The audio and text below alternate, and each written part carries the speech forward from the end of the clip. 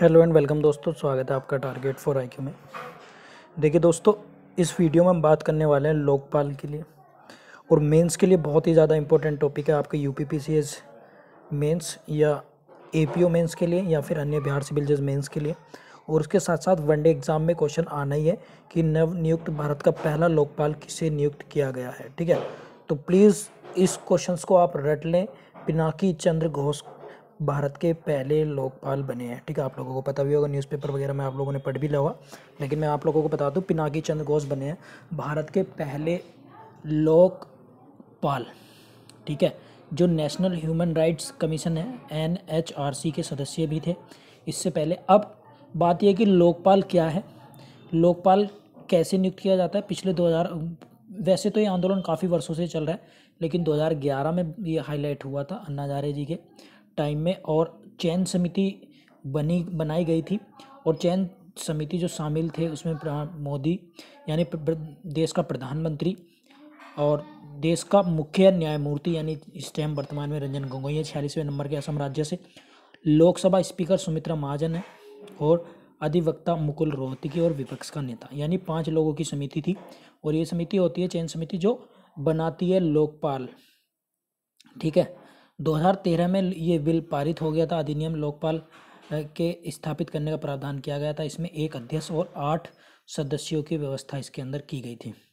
भारत के आरोपों की जांच करने के लिए संवैधानिक निकाय यानी सेना को छोड़कर, सिर्फ सेना को छोड़कर, और संवैधानिक निकाय जैसे राष्ट्रपति, राज्यपाल, ये इन सबको छोड़कर इसमें प्रधानमंत्री तक सम्मिलित है जिनकी ये जाँच कर सकता है।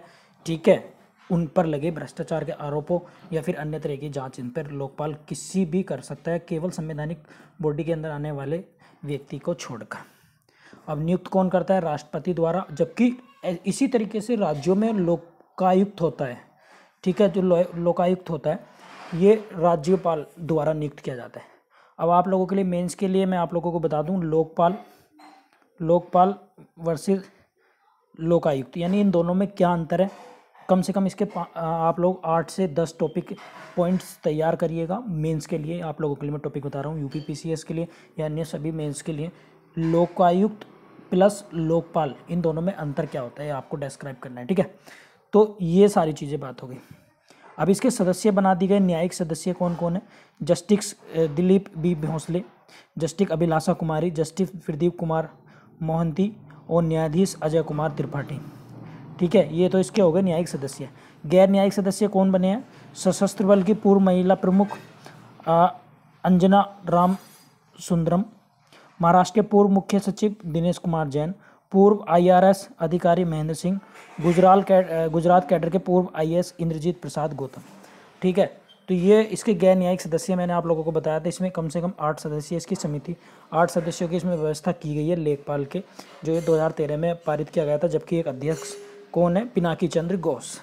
ठीक है, तो ये पूरा ब्यौरा मैंने आप लोगों को बता दिया है और बहुत ही इंपॉर्टेंट टॉपिक है एग्ज़ाम पॉइंट ऑफ व्यू से। प्लीज़ इसको देख लीजिएगा, बहुत अच्छा है। और बार बार एग्ज़ाम पॉसिबिलिटी है, वनडे एग्ज़ाम आप देने जा रहे हैं तो लोकपाल किसे बनाया गया है? पिनाकी चंद्र घोष को। ये आप लोगों के लिए वेरी मोस्ट है। ठीक है, तो आई होप आपको पसंद आया होगा। मैंने शॉर्ट तरीके से इसको फ्रेम में बनाकर आप लोगों को दिया, और इसकी PDF आपको चाहिए तो टेलीग्राम ग्रुप ज्वाइन कर लीजिएगा। वहाँ पर मैं PDF को डाल दे रहा हूँ, वहाँ से आप इसको ज्वाइन कर सकते हैं। ठीक है, thank you so much all of you. मिलता हूँ फिर नेक्स्ट वीडियो में, तब तक के लिए बाय बाय।